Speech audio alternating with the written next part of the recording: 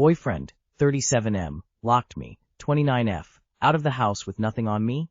My boyfriend of almost 2 years, and I got into a huge fight after the gym, and he left back home without me and told me I'm not allowed inside. He lives in a high-security building where I have to fob up to his place, so I can't even go there to knock or anything. I live about an hour away from him, but because we went to the gym, I came with nothing but a water bottle. My purse with my wallet, cash IDs, house keys, and car keys is at his place along with multiple other bags of all my clothes and hygiene products. He said if I call the police, they won't be able to do anything because they can't go into his place without a warrant, and then said, "What stuff? You don't have any of your stuff at my place," playing dumb and acting like none of it is there. Now I'm stuck outside at 6 p.m. an hour away from home with nothing but my phone and an empty water bottle. I don't know what to do. Call his bluff. Call the police. Your ex-boyfriend's an absolute asshole. Theft of personal items and potentially destruction of personal items. He said if I call the police, they won't be able to do anything because they can't go into his place without a warrant, and then said, "What stuff? You don't have any of your stuff at my place," playing dumb and acting like none of it is there. Don't take advice from the literal enemy. Call the police and report your things as stolen. He can deny, but most thieves lie to the police, so that's a paltry defense. At least call police non-emergency to see what your options are. He's an asshole. Call the police. They can let you in to get your stuff, so then you can leave. He's watched too much TV with this warrant shit. Then break up with this dipshit. Of course he's going to tell you it won't do you any good to call the police. Because he doesn't want you to call the police. But you should. He has your wallet with your ID, so you can prove to police that he does have your stuff. Get off Reddit and call them. And then dump him. Locking you out without your stuff, making it so you have no money and can't get home is an absolute deal breaker. Update. I got my stuff back. He ended up giving it all back to me because he didn't want police involved. Also, for the people commenting saying this is fake, get a life. I have nothing to prove to you. This is very much real, and for you to assume it's fake, you're lucky you never had to go through something like this. Cheers. Call the police, and let this be a clear sign to never talk to him again. He banking on you bending to his mistreatment or being too embarrassed to really bring attention. You need to give him the show he's asking for, because if he gets away with it this time, he will do worse. 65M dating a 52F. As you approach retirement, would you date someone who isn't prepared, broke? My former girlfriend asked me for advice. We are still friends, and she has done very, very well in her career, invested well, and lives a nice life. Her new boyfriend proposed, but she said she really, really liked him, but he has nothing. No savings, no pension, no retirement plan, that she feels that it shows a lack of judgment and finally said no. I now find myself in the same situation. I'm divorced. I made a lot of money while I was married, but my ex was a negative influence, and we ultimately split. I'm grateful we did. My girlfriend lives very modestly, but her positive effective presence is off the charts. She simply lights up any room she enters. She's attractive, fit, fun, and funny, and incredibly easy to relax around her. My friends are encouraging me to wait for someone more financially similar to me, but I'm not so sure. Their argument is, you did it correctly, and now it's time to enjoy yourself. My response is my enjoyment. I'm not 1% rich, but I am financially secure. Any thoughts? Given that you are 13 years older, she is quite likely to become your caregiver at some point. So keep that in mind when estate planning. If finances are a concern, a fair prenuptial agreement can ease risks if you want to remarry, which you don't have to. Plus you are 65, not 45. How many more years of dating do you expect to have? If she makes you happy, then I wouldn't throw that away. Life is too short. True connections are rare. Find another way to protect yourself financially if you wish prenup, trust, don't actually get married, whatever works. She's 52, she has a decade of work before retirement, and she's frugal. Would you be willing to consider helping her? For example, would you give her some support in terms of seed money and financial/investment contacts to see if she can build up her own retirement savings? It really depends on whether or not she becomes a financial drain. Prenup for sure. It's one thing if she is not materialistic and doesn't ask or want from you. If she's hinting she wants you to buy her things, that's another. You're 65. Do you want to spend this last chapter of your life with someone who has money or someone who makes you happy? As a mid to late 20s woman who is with a partner everyone thinks I should be happy about because he has money, I can assure you that you want to choose someone who makes you happy. Well, do you want to spend the rest of your life being financially compatible with someone, or do you want to spend the rest of your life being truly happy with someone? That might be a bit simplistic, but sometimes it doesn't need to be complicated. I'd choose happiness any day, personally. Life's too short not to try and be happy while you're here. It depends on the why behind the financial situation. Has she always been irresponsible with money, and that's why she has nothing saved? Is it that the career or job she went into wasn't lucrative? You said she lives modestly, which I take to mean she lives within her means. Is it that you don't want to downgrade financially to live like her so things are 50-50? Does she expect you to upgrade things? The whole "you did it correctly" statement your friends are making is so privileged and reeks of snobbery. Yes, of course you don't want a leech who has always spent irresponsibly and will now suck you dry. But that's not this situation as you describe.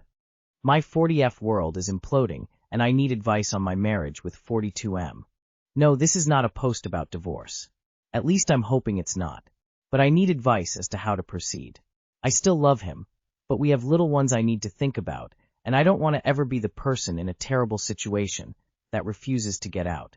So here's the situation. After 16 years of marriage and a total of 20 years together, my /40F/ husband /42M/ has decided he wants a divorce because he doesn't love me anymore. I've lost my spark. We argue too much. No, these things were not said in anger.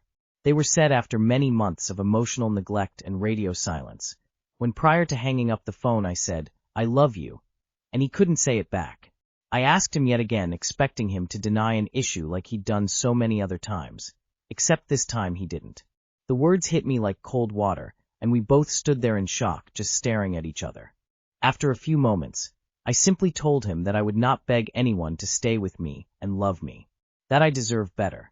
Then I turned around and walked away. In the last week since he told me, I've gone through the spectrum of numbness, heartbreak so painful it physically hurts, anxiety, anger, disbelief, and depression. I cannot correlate the person I fell in love with, my first boyfriend / love of my life / husband, to the person before me now telling me all of these hurtful things and so callously walking away from the life we've built together. I meant my marriage vows.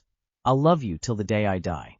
This meant to me that even when things were far from perfect, when we argued, when all I got from him were crumbs of attention, when he'd shut down and refused to communicate, when all he could see in me were my flaws, when he'd take me for granted, when he treated me with disdain, I was in it for the long run. I wanted to keep fighting for our marriage, and I was not ready to give up on him. I pictured us growing old together and somehow weathering the different seasons of life, coming out unscathed. We have 3 children together.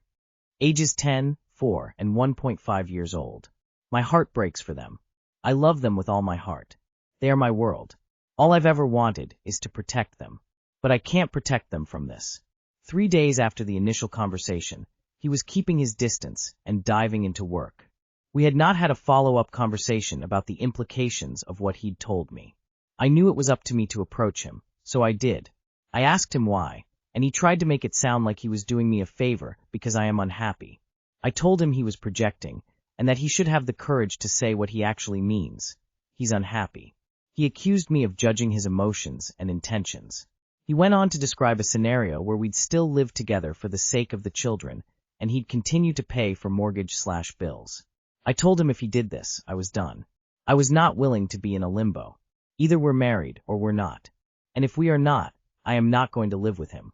I will figure out a way to support myself without him, and we don't have to deal with each other than for the sake of the children. He said, okay. So I focused on a plan for a future without him. Spoke to my employer about working more hours. Spoke to his parents to let them know what was going on.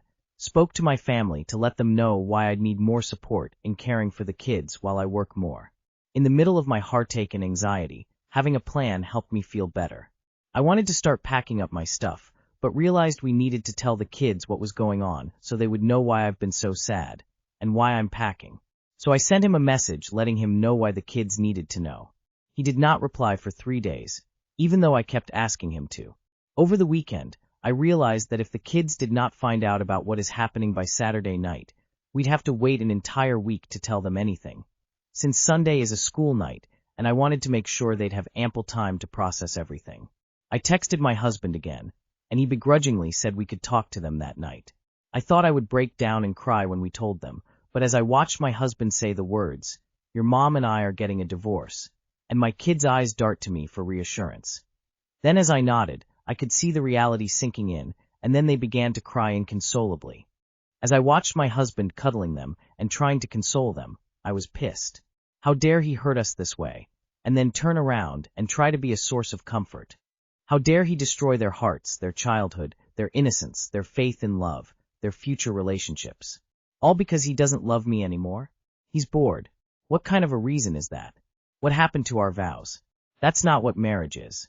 Marriage means you make it work despite how you might feel. Because marriage is a conscious choice that you make every single day to continue to love the person you chose for the rest of your life, despite your feelings. Over the next few days, our oldest asked lots of questions. Often I'd say I didn't know, and that she should ask her dad. Some I answered in front of him as best as I could. From reading expert advice, I know not to talk bad about him to the kids, and to keep things as generic as possible. One of the questions was, "Isn't a vow a promise? Why are you breaking your promise?" I told her that I had not broken my vow, that I still love her dad, and that if I could do anything to make this be different, I would. He heard that answer. Later on, he told me, "We need to figure out." I cut him off and told him there is no we, because he's decided to give up on us. He looked like I'd slapped him across the face, but he did not get defensive or angry. He didn't respond. A few days later, after not speaking to each other for about 3 more days, he sent me a message saying he wanted to sit down and talk. He invited me to brunch. He told me that he'd heard what I'd told our oldest, and wanted to know if I really did want to try to make it work. I told him that if he didn't love me, there was nothing to work with. He said that he didn't exactly mean it. I told him he really needed to figure out what he meant because he had broken my heart, our children were traumatized, and I was already making plans to move on without him. He asked me what the plans were, and I asked why he cared. He said he does care and he'd rather go hungry than watch the kids and I struggle. He looked like he meant it. I believed it for a bit, but then slipped into his habit of telling me how hard I am to live with, how difficult I am to love, and how he already knows how I'm going to react. I pointed out that I had not once attacked his character the entire conversation, and yet he felt the need to tear me down. I told him that if he truly wanted to make it work, it would be a long road ahead and would require intensive therapy. Individual, couples, family, and also individual for the kids. I told him to really think it over and let me know how he wanted to proceed. It's now been a week since the kids found out. The oldest still has lots of questions. Some of them I don't have an answer to, since I don't totally understand what is going on in my husband's head. He told me earlier he wants to have another talk after the kids go to bed. I don't know what to expect. So what do you think about my predicament? Is continuing to fight for this relationship the right thing to do? Any and all advice is appreciated. Thank you for reading. He's already checked out and can't even approach a conversation about reconciliation without insulting you. You said it yourself, you don't want to be in a marriage like this. Your kids will benefit more from having 2 divorced and happy parents than 2 married, miserable parents. They'll feel guilty for being the reason you stay together and resent you as adults for not putting them first. You need to just tell him it's over. No matter what he decides, you're going to be walking on eggshells for the rest of your life if you agree to try to work on it. I get it's hard for the kids now, but I can tell you from personal experience that it's a hell of a lot better for them in the long run than if they were to grow up and realize that their parents only stayed together because you exist. My parents repeated this toxic cycle over and over during my childhood. They're still married, but let me tell you, they still managed to royally fuck up my view of relationships. Take from that what you will. I admire your stance. I would personally bail on the marriage, but I would make him leave the house since he imitated the divorce. He's going to string you along for an emotional roller coaster ride. He's told you he doesn't love you. Then he told you how hard you are to love. Just end it, have him move out, or you move out. I know it's devastating, but it'll be better than sticking it out another year with a guy who already decided to end your marriage. It's not destroying your children's lives if you are divorced. Geez, many children come from divorced parents, and they end up well adjusted. It may feel like the end of the world for them, but with the proper support, they should be okay. I know. My 2 went through it at 4 and 7. Now they're 19 and 22, and doing quite well. I understand that can't be said for every single child, but I think it applies to many. I am 30, moved in with my ex-wife, F28, and now I've developed feelings for her again. My ex-wife and I have been separated for 6 years. We got married when we were young, and it just didn't work out. Despite that, we have maintained a great friendship and co-parent together amazing. She recently divorced her new husband and needed a place to live, so we decided to move in together to save some money. We have 1 child together, and she has 1 child from her recent marriage. So it's all 4 of us living together in the house. Obviously, due to living together, we have been spending a lot of time with each other. We even talked about how we have been feeling closer to each other since moving in. She told me that she loves how easily I have accepted her other son because her previous husband had a hard time finding his role with our son. On a couple of occasions, we have slept together as well. I thought this wouldn't be a problem because I am used to have causal hookups due to my time after we split. Unfortunately, I think the combination of spending so much time together and being with the kids all the time developed this idea of us being a family. We talked about it, and we decided to stop sleeping together because it makes it hard when we live together. She also told me that she is still grieving from her divorce and that she isn't ready for anything. She told me it has everything to do with her and nothing with me. But recently she has been talking to this guy a lot and has been acting differently around me. She doesn't text me as much anymore or hang out in the living room with me because she in her room on the phone with him. I know it's stupid because we aren't together and she has every right to be doing that, but I can't help but feel hurt and jealous. It just seems like all that stuff she told me about grieving was just an excuse because she is ready, but just don't want that with me. I just feel stupid because I know I shouldn't be feeling this way, and I know it's dumb that I am, but I just can't turn off my voice in my head. How can I get rid of these feelings or overcome these feelings? Move out. It's got to be very confusing for the kids, and that's not good. Yours is obviously going to hope that they get their family back, and will be crushed when that doesn't happen. You're an adult and you'll handle it, but the child shouldn't have to. Again, moving in together was a bad idea. Time to move out and move on. She's 28 and been divorced twice, moved back in with her first ex-husband and started sleeping with him, then cut it off to see another dude? Ick man, I'd remove her from my circle, unless it had to do with the kid we shared. She sounds really messy, Imo. You should date other people too. Also get therapy. When you divorced, did you want the divorce? If you did, try to remember all the reasons things did not work out the first time. Ask your family and friends if you've buried them. If you didn't want the divorce, then of course you're going to have feelings again, and she's not. She moved on, had another kid. Despite you understanding it, this guy very well could be her rebound because she already got over you. Make May still pine for her ex. If he left her or cheated, there is a good chance. The one left or cheated on is often left with an ego bruise that feels like they love them. You should do everything you can to move on with your life. I'm sorry you got hurt twice. That can't be easy. How can I get rid of these feelings or overcome these feelings? You aren't going to as long as you're living and sleeping with her LMAO. Perhaps you both need to have an honest conversation. I imagine even if you split up amicably in the past, there is still some hurt and pain there that is unresolved.